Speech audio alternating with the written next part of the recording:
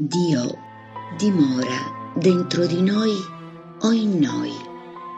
Forse sarebbe opportuno rivolgere questa domanda agli ospiti dei salotti eleganti o delle riunioni ecclesiali, dove discutere su Dio diventa una passeggiata culturale.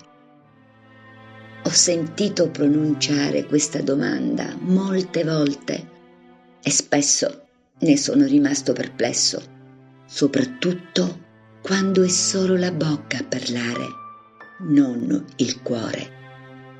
Dio non è un estraneo, un ospite indesiderato, qualcuno da accogliere e poi rinchiudere in un angolo del cuore. Dio non è un essere, è l'essere amore che risiede profondamente in noi.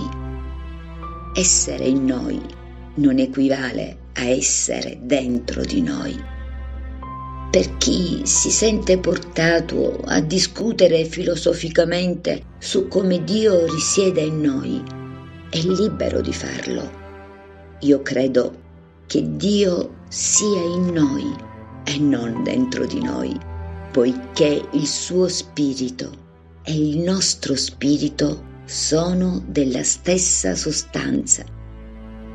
E ogni volta che riusciamo a sentire il tepore della sua carezza in noi, comprendiamo che questo è l'unico gesto spirituale che dona vita.